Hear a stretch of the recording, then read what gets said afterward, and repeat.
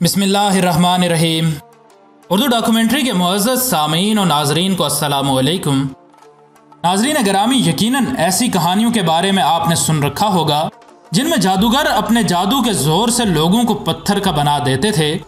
यकीनन ये एक मन घड़त बात है और इसका हकीकत से कोई वास्ता नहीं है, और ऐसा कोई शख्स नहीं रहा जो महज जादू के जोर से ही पत्थर का बन गया हो।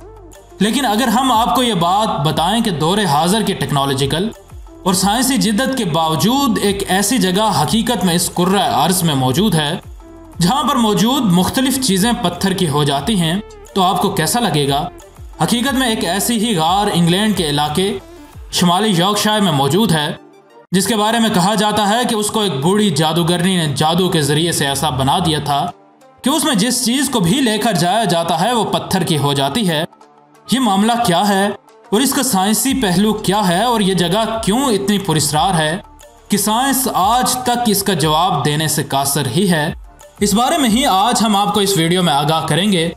लेकिन इससे पहले कि वीडियो को मज़ीद आगे बढ़ाया जाए, अगर आप उर्दू डॉक्यूमेंट्री के नए नाजरीन में से हैं तो हमारे चैनल को सब्सक्राइब कर लें और सब्सक्राइब के बटन के साथ घंटी के निशान को दबाना ना भूलें ताकि हमारी हर नई आने वाली वीडियो तसलसल व तवातुर के साथ आपको मौसूल होती रहे।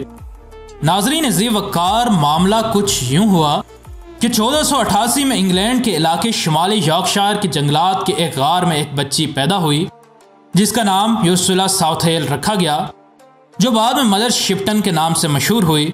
ये बच्ची शक्ल में इंतहाई बदसूरत थी और जैसे जैसे उसकी उम्र बढ़ती गई उसकी शक्ल इतनी खौफनाक होती गई कि हर कोई ही उससे खौफ खाता था।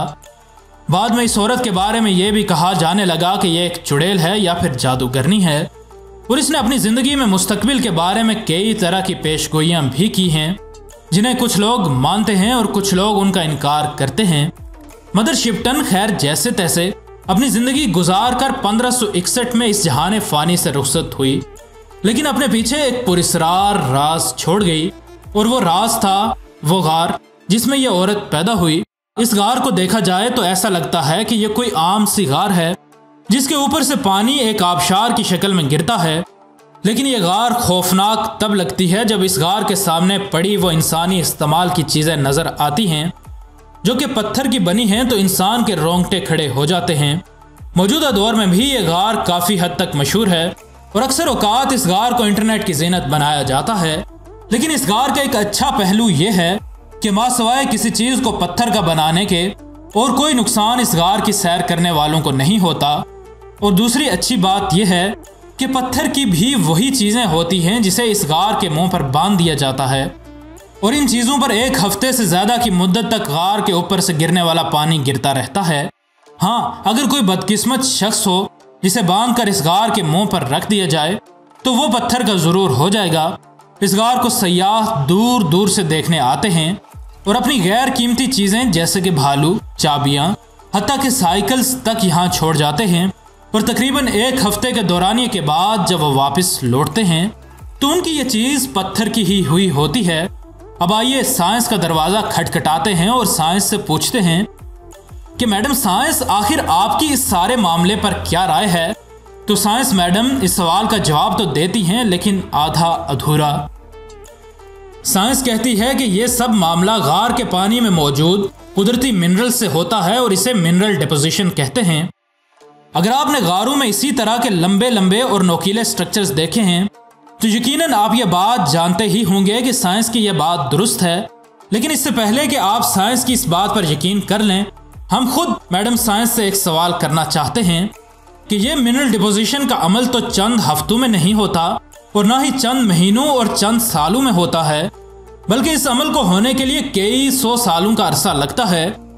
और इस पुरस्कार गार के पानी के सामने जो भी चीज़ रखी जाए वो तो सिर्फ और सिर्फ कुछ हफ्तों में ही पत्थर की हो जाती है। तो इस सवाल के जवाब में मैडम साइंस खामोश ही रहती हैं और उनके पास कोई भी खातिर ख्वाह जवाब नज़र नहीं आता। और शायद साइंस मुमकिन जवाब ये दे कि वहाँ के पानी में मिनरल्स की कंसंट्रेशन बहुत ज़्यादा है, तभी ऐसा होता है।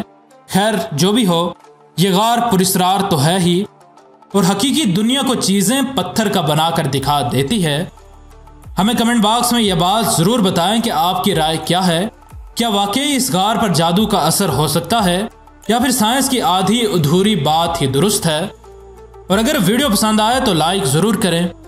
इसी तरह की एक पुरस्कार वीडियो हमने अपने दूसरे चैनल फैक्टिकल पर बनाई थी, जिसमें हमने आपको अहमद शाह अब्दाली के दौर में तामीर होने वाली मस्जिद के मीनारों के बारे में बताया था, जिनको धक्का लगाया जाए तो वो झूलने लगते हैं और साइंस इनके झूलने की आज तक कोई भी वजह दरियाफ्त नहीं कर सकी। अगर आपने ये वीडियो अभी तक नहीं देखी तो नीचे डिस्क्रिप्शन में इस वीडियो का लिंक मौजूद है और आप डिस्क्रिप्शन के इस लिंक को इस्तेमाल करते हुए वो वीडियो बआसानी देख सकते हैं। अगर आप ऐसी ही मालूमाती वीडियोस देखते रहना चाहते हैं तो हमारे चैनल को सब्सक्राइब कर लें और सब्सक्राइब के बटन के साथ घंटी के निशान को दबाना ना भूलें, ताकि हमारी हर नई आने वाली वीडियो तसलसल और तवातुर के साथ आपको मौसूल होती रहे। हम मिलते हैं आपसे अगली वीडियो में। तब तक के लिए अपना और अपने दोस्तों रिश्तेदारों का बहुत सा ख्याल रखिएगा। फ़ी अमान अल्लाह।